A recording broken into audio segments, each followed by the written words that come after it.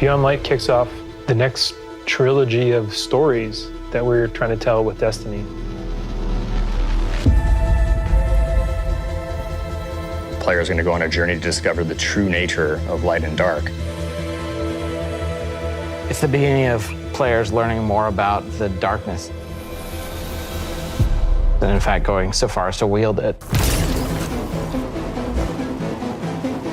It's about leaving comfort and safety behind, walking a different road than one that you may have believed you were destined for. What makes something bad? What makes darkness dark? Who's right? Who wasn't? How are those learnings going to change the characters that you have gotten to know over the last 6 years?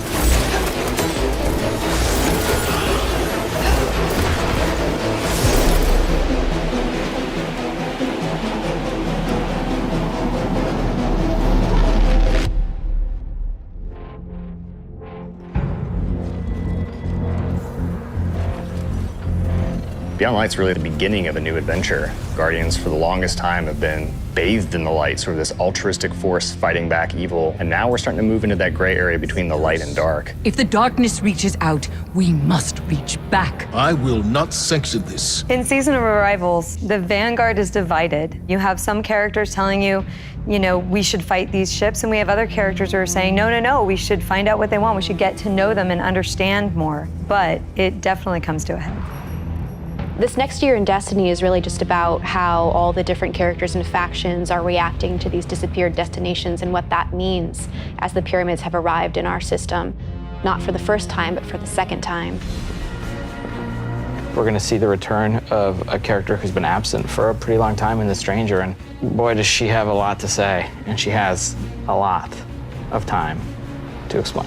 When I know more, you'll know more. She has shown up to encourage us to take on the darkness, and the only way to truly stop it is to work with it. And here comes our Guardian, right on time. Why did the darkness invite us here? Europa is literally like a time capsule.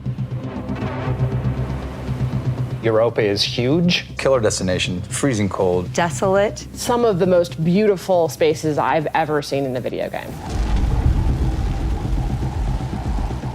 There was a lot built on Europa during the Golden Age, and a lot of that was built underground.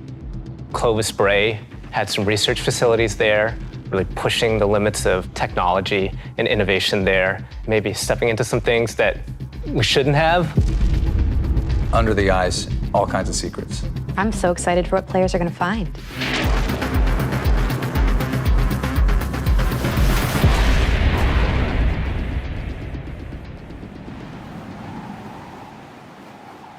The storm on Europa was actually something we've wanted to do for a long time. We wanted it to feel harsh.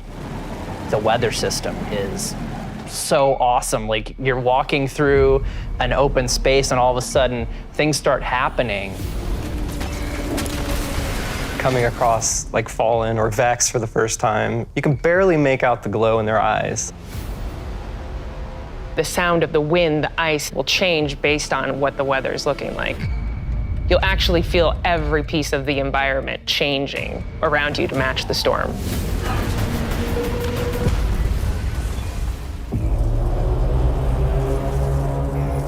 Europa itself is a pretty foreboding place. Aramis is there in advance of us, and she set up a forward base.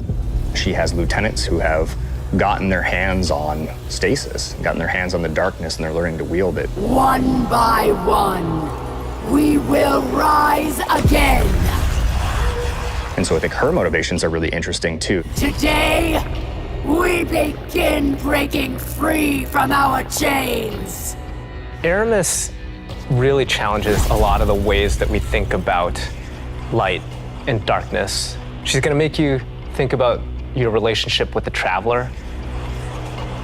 She's a compelling leader, and she has a vision.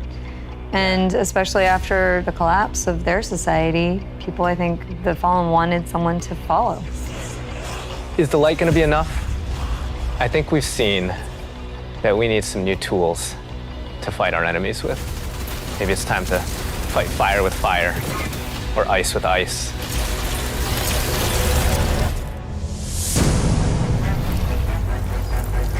Stasis is, not just a set of new supers, but it's a new damage type. We've got Solar, Void, Arc, and now we've got Stasis. The idea for Stasis all really came back from the gameplay idea of freezing someone. That was kind of the theme that everyone's kind of rallied behind. Dima's an amazing concept artist, had some images that really kind of put us on the right path. What really was landing with that was the more crystalline notion. So when we say cosmic ice, that's kind of where the cosmic comes in. Once he freezes solid, I'm able to hit him again and just shatter him in pieces. The pieces break apart and explode into sharp shards that can damage you. So all of that kind of came together when we landed on that theme.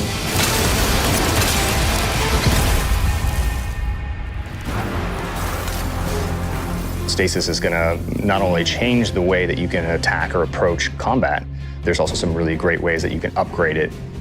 Then you start getting into like the more interesting parts, things that we're calling aspects and fragments, which are additional ways to modify your subclass. Aspects are a little bit more potent, and then the fragments are the things that are class agnostic, but depending on what your class is and depending on what your aspects are and how you want to play, you're probably going to be starting to select different ones in there. This is just the beginning for Stasis. We're going to continue to expand on it. We're just excited for players to get their hands on this.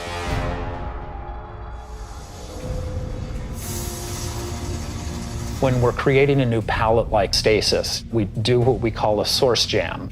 Everyone on the team blocks out about a week where we can say, okay, you're gonna go out into the world, microphone recorder, record anything that reminds you of cosmic ice.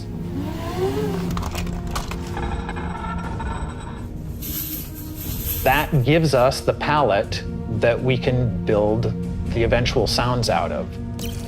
I found personally that the best way to do it was at night.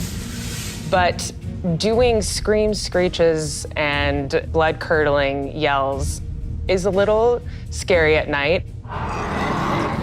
Then I had a really rumbly stomach, and that also was recorded.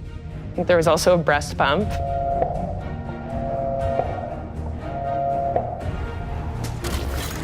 You have to make use of what you got.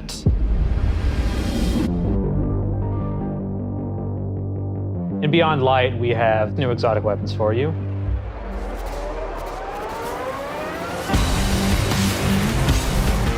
No Time to Explain is coming back. Instead of just being the gun that refills your magazine when you land precision hits, you actually get a little time portal, and it starts spitting out rounds alongside you. You can actually have that on top of the Arc Soul, so you can be your own little mini firing squad if you build for it. Another one we have is the Lament. It uses up your sword's energy to give yourself a new combo that ends up in a big spinning slash. Probably the largest selling point for a lot of people is that it slices right through barrier champions. I think the largest draw for most people is actually going to be the fact that it is a chainsaw sword. Maybe. Yeah. For Beyond Light, we really wanted to create exotic armor pieces that formed a key part of your build around which all the other parts of your build could revolve. For example, the Titan gets the Icefall Mantle, which is a set of exotic arms that looks like it is crafted from Golden Age tech. When you activate it, you sort of slam your arms down, create a burst of stasis energy, and then you cover yourself in an overshield. The Warlock Exotic is Necrotic Grip. If you are facing a wave of thralls running at you, you can nail them with your melee attack, and it starts to burst and sort of cascade through the whole group.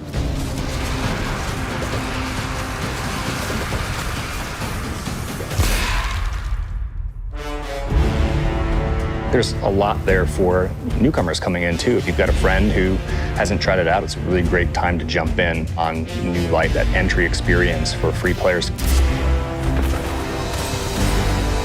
Last year, when New Light launched, we brought back a small portion of the Cosmodrome. This year, we're bringing back a much larger portion of the destination. It takes some of the experiences that started with original Destiny 1, but puts them and stitches them together in a different way and adds new things and tells a different story. What you're going to meet in this new opening experience is a character with not one, but two names from Fast and the Furious, Shah Han. Thank the light. I didn't think we had other Guardians on patrol here. What I love about the Cosmodrome is it feels like Destiny distilled.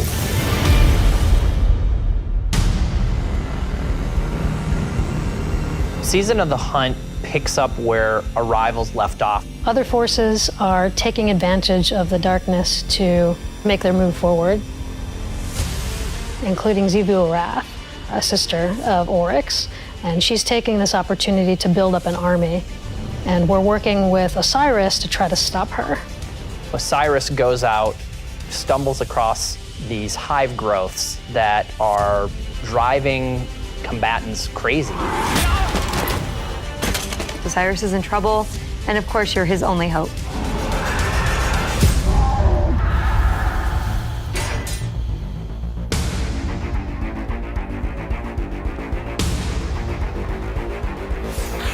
We warned you it was going to be dangerous down here. Impossible.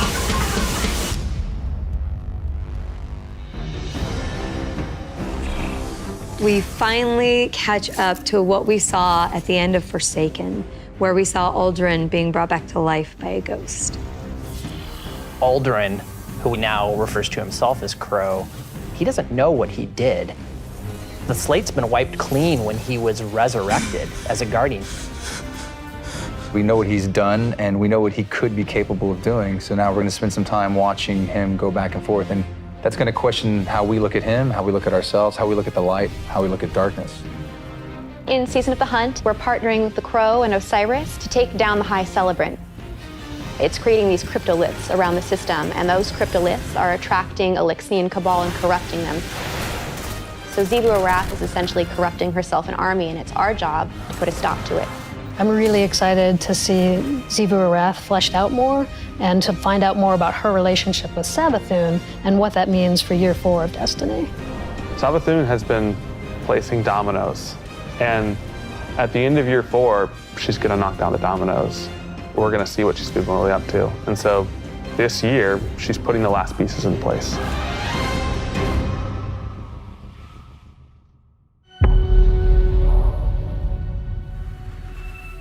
Destiny is just a really incredible world, and there are so many stories for us to tell. We have a lot to look forward to, beyond Light, then the Witch Queen, and then Lightfall, and all the seasonal content between. We feel like we've got a really great way to bring people together.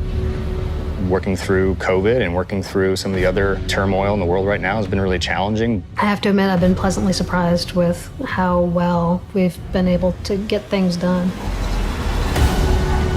We're committed to your characters and your community of players.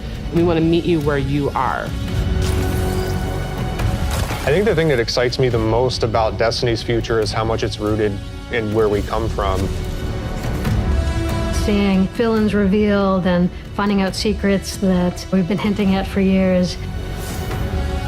When I look at the team that we're building and continuing to grow and hire, the new leaders that are coming up in Destiny, that gets me super excited.